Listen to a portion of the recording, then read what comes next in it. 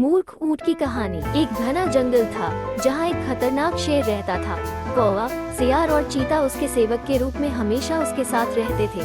शेर रोज शिकार करके भोजन करता और ये तीनों उस बचे हुए शिकार से अपना पेट भरते थे। एक दिन उस जंगल में एक ऊंट आ गया जो अपने साथियों से बिछड़ गया था। शेर ने कभी ऊंट नहीं देखा था। कौवे ने शेर को बताया कि यह ऊंट है और यह जंगल में नहीं रहता, शायद पास के गांव से यह यहाँ आ गया होगा। आप इसका शिकार करके अपना पेट भर सकते हो। चीता और सियार को भी कौवे की बात अच्छी लगी।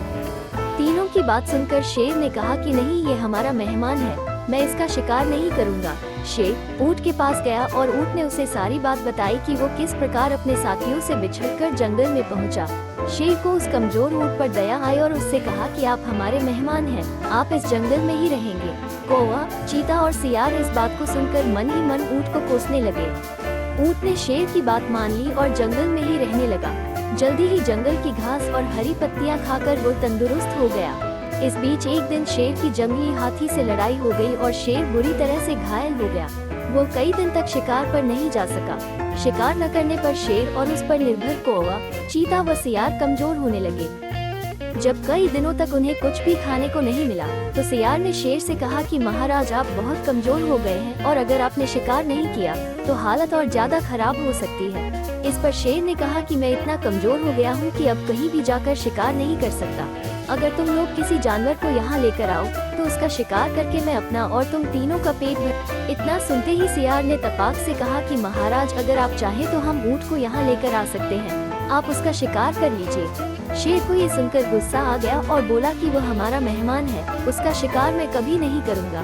सियार ने पूछा कि महाराज, अगर वो स्वयं आपके सामने खुद को समर्पित कर दे तो? शेर ने कहा तब तो मैं उसे खा सकता हूँ। फिर सियार ने कौवे और चीते के साथ मिलकर एक योजना बनाई और ऊंट के पास जाकर बोलने लगा कि हमारे महाराज बहुत कमजोर हो गए हैं, उन्होंने कितने दिनों से कुछ नहीं खाया है। अगर महाराज हमें भी खाना चाहे तो मैं खुद को उनके सामने समर्पित कर दूंगा। सियार की बात सुनकर कौवा, चीता और ऊंट भी बोलने लगे कि मैं भी महाराज का भोजन बनने के लिए तैयार हूँ। चारों शेर के पास गए और सबसे पहले कौवे ने कहा कि महाराज, आप मुझे अपना भोजन बना लीजिए। सियार बोला कि तुम बहुत छोटे हो, तुम भोजन क्या नाश्ते के लिए भी ठीक नहीं हो। फिर चीता बोला कि महाराज, आप मुझे खा जाए। तब सियार ने कहा कि अगर तुम मर जाओगी तो शेर का सेनापति कौन होगा। फिर सियार ने खुद को समर्पित कर दिया। तब कौवा और चीता बोले कि तुम्हारे बाद महाराज का सलाहकार कौन बनेगा। जब तीनों को शेर ने नहीं खाया तब ऊंट ने भी सोचा कि महाराज मुझे भी नहीं खाएंगे क्योंकि मैं तो उनका मेहमान हूँ। ये सोचकर वो भी बोलने लगा कि महाराज, आप मुझे अपना भोजन बना लो। इतना सुनते ही शेर, चीता और सियार उस पर झपट पड़े। इससे पहले कि ऊंट कुछ समझ पाता, उसके प्राण शरीर से निकल चुके थे और चारों उसे अपना भोजन बना चुके थे।